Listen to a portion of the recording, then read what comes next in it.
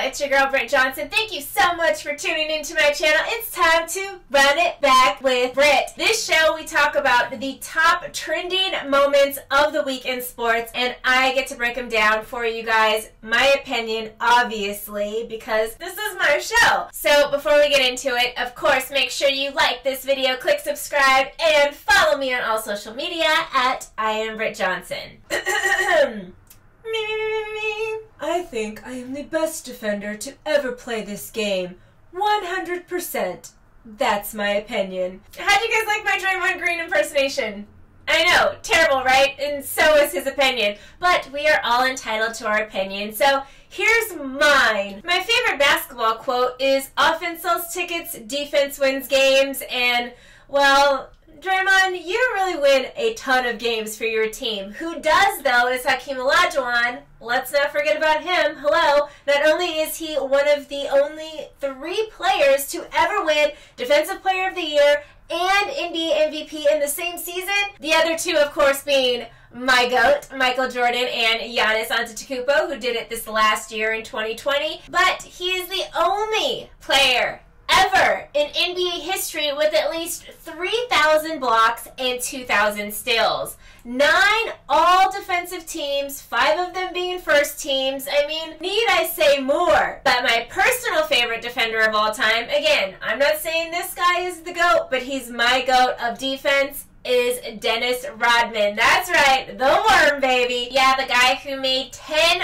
all-defensive teams, 7 of them being first teams. Also the guy who is, I don't know, a 7-time NBA rebounding champ, leading the league in both offensive and defensive rebounds. Yes, his steals and blocks weren't the greatest. He's had maybe 4 steals max a game, 5 blocks a game, whatever. He is my king because, well, I mean, can we at least give him some points for style? Come on, it's Dennis Rodman. So Draymond Green, as much as I like you as a player, you are not the greatest defender of all time, in my opinion. Another huge thing trending this week in sports has got to be this Rookie of the Year race, because Lamelo Ball is potentially out for the remainder of the season after he fractured his right wrist. He's had surgery and they will reevaluate it in about 4 weeks, but it looks like he's probably going to be out for the remainder. Before he was injured, he played 57% of the season, 41 out of the 72 games that are happening this season,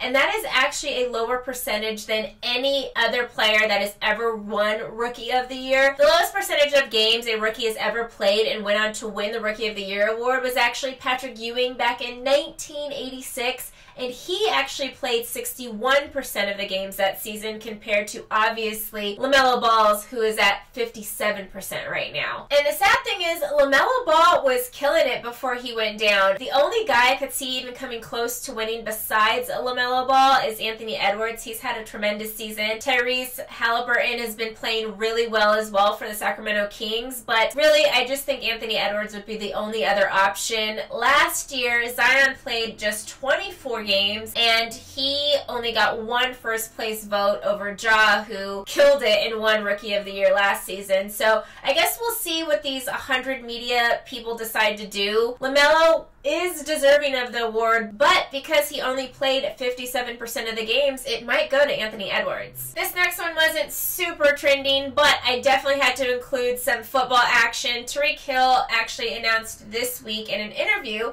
that he declined to restructure his contract with the Kansas City Chiefs, and I'm gonna say, way to go, my guy. That is how you do it, okay? You don't need to restructure anything. They just paid Patrick Mahomes a crap ton of money, and I said from the beginning that paying him all that money is going to mean that his teammates have to take pay cuts or have to take restructuring of their contracts, and don't do it. If they don't like it, they can trade you. Last season, Tyreek Hill was selected for the first team for the 3rd time in his career. He also had 1,276 receiving yards and scored 17 touchdowns. 15 of those were actually touchdown catches. So, no, my guy, Do not restructure your contract. I know he said he just leaves that to his family and his agent. Well, they're doing you a good service here because you do not need a restructure for nobody, my guy. And before we get out of here, I always like to leave things with a nice silver lining, and I want you guys to check this one out. Look at the new home Kawhi Leonard just bought in Pacific Palisades, which is an area in Los Angeles, for $17 million.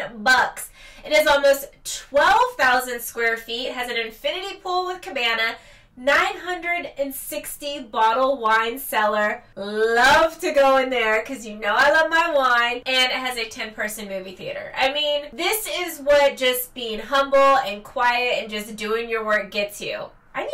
Maybe I need to start talking less so I can get something like that. Alright guys, well that's going to do it for Run It Back with Britt. I'm your host, Britt Johnson. Make sure you follow me on all social media at I am Britt Johnson. Like this video, click subscribe, and I'll see you guys soon. Peace.